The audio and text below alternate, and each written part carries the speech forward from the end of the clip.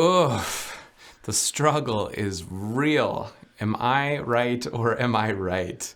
This week, we're going to talk about worry. Worry about our relationships, worry about our finances, worry about our kids and our marriages.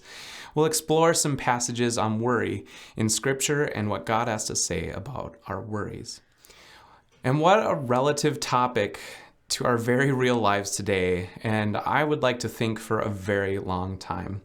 Today, our finances might be related to the stock market or to job loss or selection, but in biblical times, it might be more related to shorter life expectancy or to animals dying or to an empire conquering you. Things might look differently, but the worry, the struggle has most likely always been along for the ride.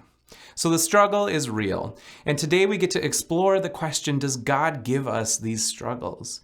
It seems like a really valid question, and I think it stems from not years but centuries of bad theology. In prehistoric times, there was believed to be many gods. In fact, just the Egyptians had over 2,000 deities.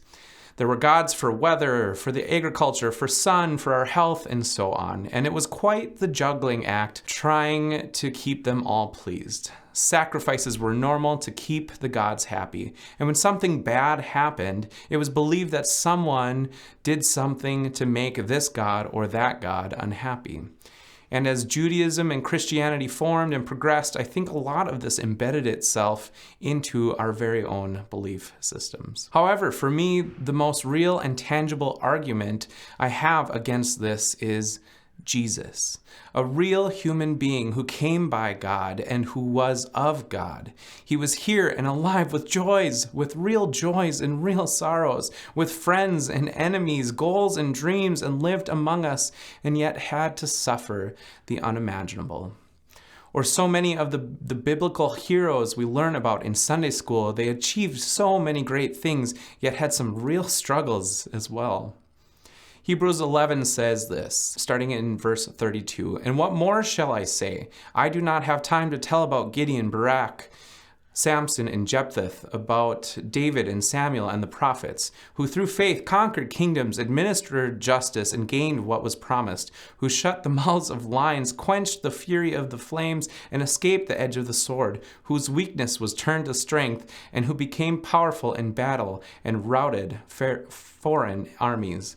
Women received back their dead, raised to life again." So far, you might say, well, that sounds pretty okay, but it continues on. There were others who were tortured, refusing to be released so that they might gain an even better resurrection. Some faced jeers and flogging and even chains and imprisonment.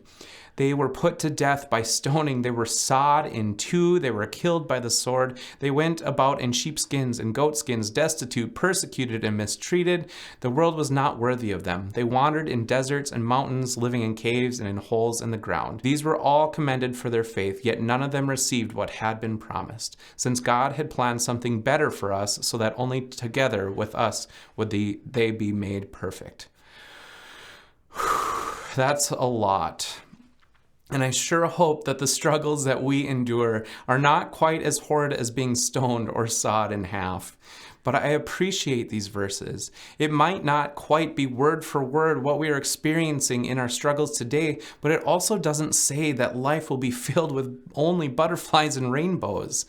No, not at all. Life is hard. The struggle is real. Hebrews 11 is followed by chapter 12, where it says this, "Therefore, since we are surrounded by such a great cloud of witnesses, let us throw off everything that hinders us and the sin that so easily entangles, and let us run with perseverance the race marked out for us, fixing our eyes on Jesus, the pioneer and perfecter of faith. For the joy set before him, he endured the cross, scorning its shame, and sat down at the right hand of the throne of God.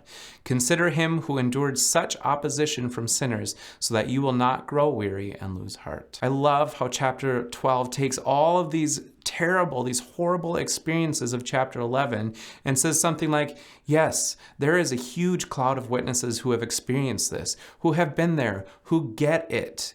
So many of us, and this includes me, want to come to church, we want to live our life, and we want to hide the pain. We want to hide the worry, we want to hide the struggle, hide our imperfections. We come to church with our perfect Sunday outfit and our smiles and our perfect life, sitting next to and worshiping alongside another person who puts on that same smile, rather than realizing we can come together as a crowd of witnesses who live in a very real, very tough life together, worshiping a God who has a perfect love for us. And just like Hebrews 12 says, that Jesus had joy ahead of him, but first had to endure the cross, not as the final point in his destination, but on the way to the joy. The journey included the cross, but continued on in joy. None of us is guaranteed an easy life, but we are living a life with joy set before us. I'll end with one of my favorite images of this God of love. I really enjoy singing and playing at funerals. You might say, well, that is really strange, Nolan. But I love to sing of hope and love in such a hurting time for people that even when we are sad and lonely and hurting and sometimes practically destroyed in sorrow, there is hope. There is joy set before us. One of my favorite songs is Weep With Me, and it goes like this. Weep with me, Lord, will you weep with me? I don't need answers, all I need to know is that you care for me.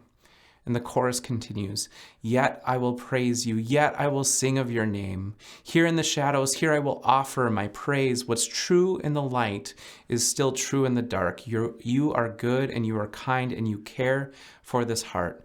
Lord, I believe. You weep with me. The song represents a very real and a very present, a very loving God who is not causing the struggle, but weeping, caring, loving next to us right then and right now today. Thank you so much for joining us today. If you watch this on Facebook, we would just love it if you would hit like and share. If you watched on YouTube, subscribe. And if you watched on television, invite friends and family to join you. Thank you so much. God bless.